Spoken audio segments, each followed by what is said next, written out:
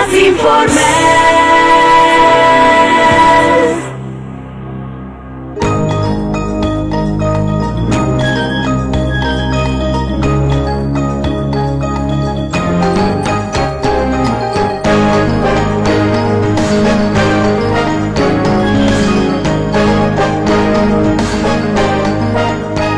Continuando con más informes en nuestra sección de entrevistas, presentamos esta noche aquí en nuestros estudios al doctor Luis María Argaña, titular del Partido Colorado y precandidato a presidente de la República. Buenas noches, doctor, muchas gracias por haber aceptado nuestra invitación y estar una vez más con nosotros hoy. Sí, una vez más tengo yo la satisfacción de compartir un intercambio de opiniones aquí contigo, Masi. Muy agradecido por la invitación. Bien, doctor, tenemos aquí en nuestra mesa de tareas este libro suyo, Un modelo de gobierno democrático para el siglo XXI, fruto de esa enriquecedora experiencia por universidades norteamericanas, dando conferencias. ¿Nos podría contar un tanto más de lo que fue aquello? Evaluar un tanto esa visita, esa experiencia a Estados Unidos. Digamos, más que interesante, apasionante y curricularmente muy importante. Porque evidentemente dictar conferencias en Georgetown University, en la American University, o en la Universidad de Florida, son cenáculos académicos demasiado importantes y trascendentes. El hecho mismo de ser invitado, independientemente de lo que uno diga o no diga ahí, ya es altamente significativo de que tienen ellos interés en conocer una opinión y un enfoque de un candidato a una presidencia del Paraguay. Bueno, a lo largo de la charla iremos comentando ciertos aspectos, más de ciertos aspectos contenidos en este libro, muy interesante por cierto. Pero entrando al terreno de la política nacional que interesa a muchísima gente, doctor, y ya definidas las posiciones para las internas de este partido, el Partido Colorado, para el mes de septiembre, específicamente el 7. ¿Cómo usted ve ese camino? ¿Será difícil para usted? ¿Será llano? ¿Triunfará usted en esas elecciones? ¿Cómo pronostica ese encuentro con septiembre, doctor Argaña? Pues yo creo que para todo hombre de lucha, pensar que la lucha va a ser fácil es un error que generalmente lleva al fracaso. Yo pienso que toda lucha tiene que ser difícil, hay que ponerle todo el empeño, no hay que menospreciar a las personas que son adversarias circunstanciales, cada cual tiene sus quilates propios, a veces lícitos y a veces ilícitos. ¿A qué se refiere esto último, doctor? Y hago esta distinción porque realmente yo no puedo hablar de un triunfo fácil cuando me estoy enfrentando con gente que en el 92 y 93 robaron la soberanía popular y robaron las elecciones al pueblo colorado. Gente ya amañada, gente que ahora está usando todo el poder del Estado, los bienes, las prebendas, las persecuciones, a un punto tal que prácticamente el puesto de comando del movimiento Faceti, por ejemplo, es la presidencia de la República, son todos los ministerios, las trampas están en el orden del día, del lado de UNAC y de otros movimientos se ha detectado falsificación de afiliaciones, corrupción manifiesta. Entonces, es difícil luchar en condiciones adversas. ¿Cómo le afecta electoralmente esos desprendimientos que tuvo el movimiento suyo? Bueno, dentro de un proceso de internismo se produce un poco un cambio de figuras como las nubes de verano que van cambiando de formas permanentemente. Y eso es así porque hay acomodos. Hay acomodos ya que se produjeron antes de las internas, muchas veces fundados en prebendarismo, en ventajas personales, y algunos tal vez honestamente en convicciones ideológicas. Tampoco no podemos despreciar ese elemento principista en los hombres que hacen política. Y luego también dentro del proceso de las internas hay gente que busca sus acomodos en cargos electivos, pensando que tal vez el candidato no pueda triunfar, entonces ellos se aseguran su puesto a través de lugares privilegiados en elecciones de senadores, diputados. ¿Pero le afectan las deserciones?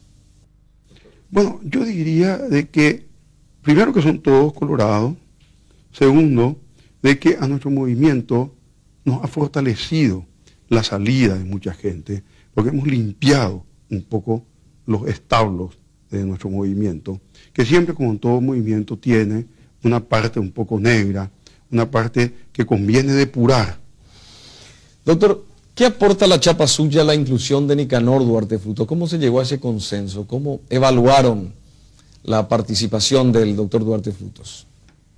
Nosotros hicimos una evaluación muy objetiva y también subjetiva, pero hay que tener en cuenta las características de la persona. Y objetiva en el sentido que pensamos en el aporte electoral que podía significar. Hicimos prácticamente un muestreo de opinión que duró más o menos 20 días. Se aprovechó, por ejemplo, toda la Semana Santa. También salieron operadores políticos nuestros por toda la República, incluyendo la capital. Y llegamos a la conclusión de que quien representaba un perfil más interesante para presentar y defender la chapa del Movimiento de Reconciliación Colorada con sus ideales, sus principios, su mística y su lucha, era el doctor Nicanor Duarte Frutos. ¿Dónde cree usted que reside la fortaleza, la fuerza de Reconciliación Colorada? ¿Cuál es la médula, el puntal del movimiento que lidera usted, doctor? Fundamentalmente yo creo que en la honestidad de sus dirigentes, en la mística de su lucha, en la persistencia de estar 6 años en la llanura y haber sobrevivido sin prebendas, sin posibilidad de ofrecer cargos, sufriendo persecuciones, en una seca económica y una seca política, en que demasiada gente ha padecido la persecución de un Estado a cargo de un pequeño dictador que no tiene coraje para asumir realmente las responsabilidades del cargo y enfrentar los grandes problemas nacionales. Pequeño dictador, ¿por qué? Y pequeño dictador porque no es un dictador formal, porque los dictadores, a pesar de que no estoy con las dictaduras, requieren también coraje. Y esta persona, su ilegitimidad de origen, su respuesta a ser el personero de gente que robaron elecciones y haber estado sometido durante 3 años y medio al poder y la influencia de quien le puso en el cargo, que era Lino Oviedo, revela su total falta de coraje. ¿Cuál cree usted, doctor, que será su adversario más duro en estas próximas internas? ¿Oviedo o Facchetti? Bueno, los dos son duros porque los dos son tramposos y antidemocráticos. Son antidemocráticos porque los dos robaron la soberanía popular en marzo del 93, después de la victoria del 27 de diciembre del Partido Colorado y del auténtico pueblo colorado. También son duros porque han manejado y han coparticipado, porque Oviedo es totalmente corresponsable y coautor de todos estos 3 años y medio en que se ha esquilmado al pueblo paraguayo. Y son antidemocráticos, sobre todo Oviedo, porque él ha pretendido, a través de un golpe de Estado, transformar una situación jurídica para salvar su puesto. Y son anticolorados porque han querido entregar el gobierno a la oposición. El 22 y 23 de abril significaba la caída del Partido Colorado. Si es que los parlamentarios colorados, juntamente con otros, no convocaran al pueblo a una resistencia cívica y ciudadana para evitar una perversión de los valores democráticos. Muy bien, esa frase suya de que un colorado malo es mejor que 100 liberales buenos, ¿no suena un poco maniqueísta, doctor? No, esta es una frase que hay que tomarla, primero, como respuesta a una pregunta. O sea que hay que conocer la pregunta, en qué circunstancias se dijo. Y segundo, hay que tomarla también como un grito de guerra. El grito de guerra muchas veces es una arenga para las posturas de combate, de resistencia y para las posturas políticas. Pero no precisamente es una expresión gráfica, es lo que se llama una metáfora. Y bueno, pues explíquenos bien más a profundidad. Bueno, y yo considero que los hombres pueden ser buenos o pueden ser malos, pero la ideología que aplican o los principios que se sustentan hacen que sean malos, porque la doctrina liberal es mala, es insana para la democracia, es insana para la economía, es insana para el pueblo. Entonces, un colorado que va a sustentar la teoría colorada, la doctrina colorada, que es de redención de los valores sociales, siempre va a ser bueno y mejor gobernante que 100 liberales juntos. Doctor, ¿por qué en estas luchas, en estos discursos electoralistas, la agresión se tiene como bandera? Eso le quería preguntar hace tiempo. Bueno, yo siempre parto de la base de esto, ¿verdad? De que la vida es como un espejo. Si uno le sonríe a la vida, el espejo se sonríe.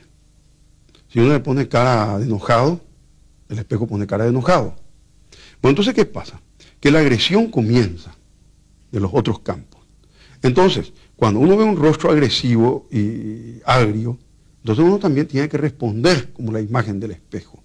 Pues no puede quedar indefenso ante las agresiones. Es más, la agresión no solo es de palabra, es peor. Cuando se echa a funcionarios públicos por el coraje de decir que son argañistas, entonces es una agresión que tenemos que denunciar. La denuncia tiene que ser enérgica. Y yendo al aspecto económico de su programa, justamente en este libro suyo, ¿verdad? Un modelo de gobierno democrático para el siglo XXI. A propósito, muy interesante el título, ¿eh? Muy atractivo. Atrayente. Usted parecería plantear una reactivación gradativa o gradual.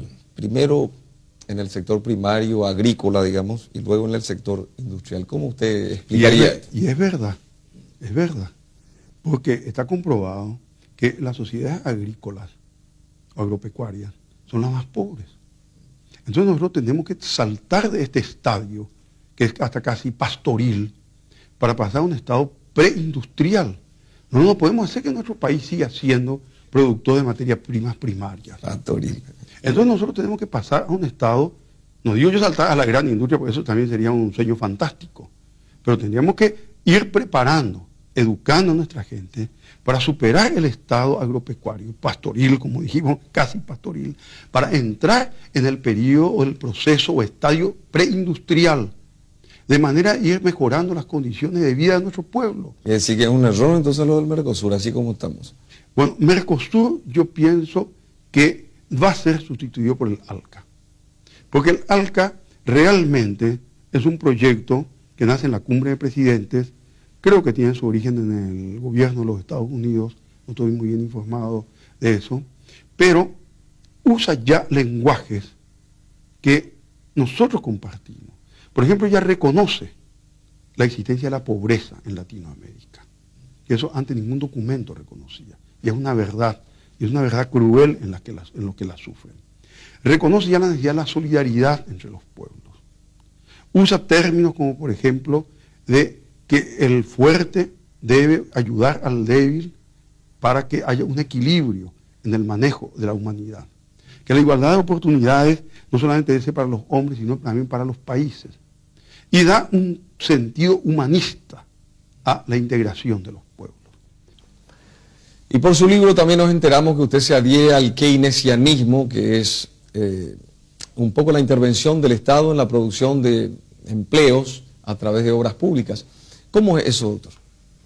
La tesis de Keynes era que el Estado debía comprometerse a hacer obras públicas fundamentalmente para dar mano de obra. Y esas obras públicas fueron las grandes autopistas que se hicieron en Alemania y las grandes carreteras que se han hecho en todas partes del mundo. Que era una forma de hacer trabajar a la gente y de paso hacer el desarrollo. Las comunicaciones es desarrollo. Y entonces aquí lo que debiéramos hacer en el Paraguay es, por ejemplo, pavimentar toda la República y haciendo 10 nuevas fábricas de cemento, privado del Estado, me interesa, pero que produzcan cemento y pavimentemos con cemento. Y hagamos rutas, porque si no el país está todo aislado. ¿Y el pensamiento ideológico suyo, doctor, tiene alguna afinidad con la socialdemocracia? Yo no soy muy partidario de dogmatizar así y encasillar a una actitud del gobernante. Porque el gobernante muchas veces tiene que dejarse orientar por realidades y por un pragmatismo. Entonces yo no quisiera encasillar nuestra postura en la socialdemocracia, ni tampoco en dogmas, como diríamos en las encíclicas papales.